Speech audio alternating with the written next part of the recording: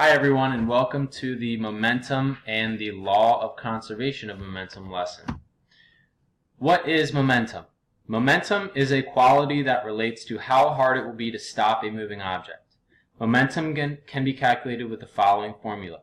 Momentum equals mass times velocity. Pretty simple. Momentum is represented by P in the formula, and as you know, M is for mass and V is for velocity. Momentum is a vector quantity, and this means it will include direction. Right? The units for momentum are kilograms meters per second. Momentum is rather simple to calculate, and here's an example. We have a 4,500 kilogram truck, and it travels in a straight line to the right at 10 meters per second. What is the momentum? Well, we know the velocity is 10 meters per second. We know the mass is 4,500 kilograms, and what we need to find out is the momentum, again, which is represented by the letter P. So we set this up. We have P, and we set that equal to 10 meters per second multiplied by 4,500 kilograms, and your final answer should be momentum of the truck is 45,000 kilograms meters per second to the right. Okay, pretty simple. I could ask you to solve for velocity, or I could ask you to solve for mass, but in those situations I will be providing you with momentum. Okay, so pretty simple. Now the law of conservation of momentum is a little more complex. When moving objects collide, the total momentum before the collision must equal the total momentum after the collision. Okay, so again, put it simply, total momentum before equals total momentum after. Alright, and to set this up in an equation, I have P1, momentum 1, of the first object, and we're going to add that to P2, which is the momentum of the second object, and we set that equal to the momentum of the first object after the collision. That's what that apostrophe stands for. And we're going to add that to the momentum of the second object, and again, that apostrophe here signifies that it is after the collision. All right, we're going to break it down. Right, we know that momentum is equal to mass times velocity. So I have the mass of the first object multiplied by the velocity of the first object. We're going to add that to the mass of the second object, and we're going to multiply that to the velocity of the second object. And again, that is just the momentum of these two objects. Set that equal to the mass of the first object multiplied by the velocity of the first object after the collision. We're going to add that to the mass of the second object multiplied by the velocity of the second object, again after the collision. That apostrophe symbolizes post-collision. Very important to recognize that. Sometimes during a collision, objects bounce off of each other after they collide. This is called elastic. Elastic should remind you of bouncy things when things bounce off of each other. We call that an elastic collision. When they stick together after a collision, it's called inelastic, not bouncy. They stick together. So our first example problem we're going to do, and the only one on this video we're going to do, is an inelastic collision. Excuse me. So since they're stuck together after the collision, they will have the same speed. Okay, that should make sense. That's like a linebacker tackling a running back. All right.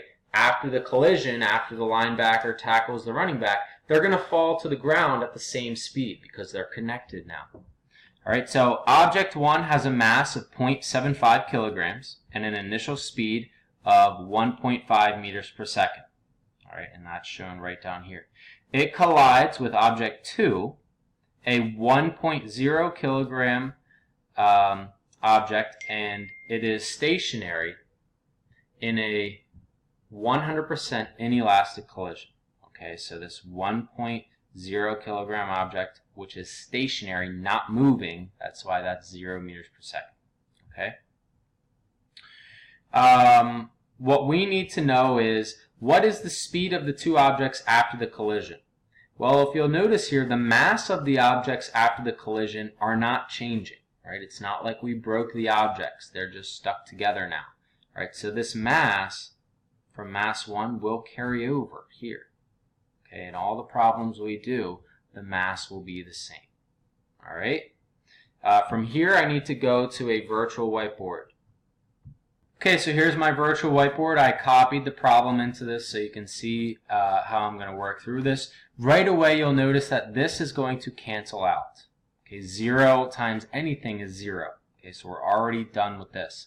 These two things we can simply add together because V1 to apostrophe is the same. So these units here are the same right now. So what we can do is we can go 1.75. Sorry, I wish I had a touchscreen computer. I don't. 1 to apostrophe. Okay, and we'll set that equal to the only thing we have left, which we can multiply these two things together, and that's going to give us 1.125 kilograms meters per second. Okay, I paused the video very quickly to add in a kilogram right here. I forgot to add that in when I initially drew it. That is important. So this kilogram stays. All right, now what I am able to do at this point is I am able to divide both sides by 1.75 kilograms. You'll notice on this side, the kilogram will cancel out with the kilogram, and the 1.75 will cancel out with the 1.75, leaving our V1 to apostrophe, and that's going to equal 1.125 kilograms meters per second divided by 1.75.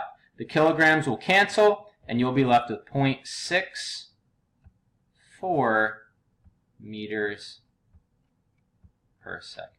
And that is your final answer. Okay, so going back to the PowerPoint here,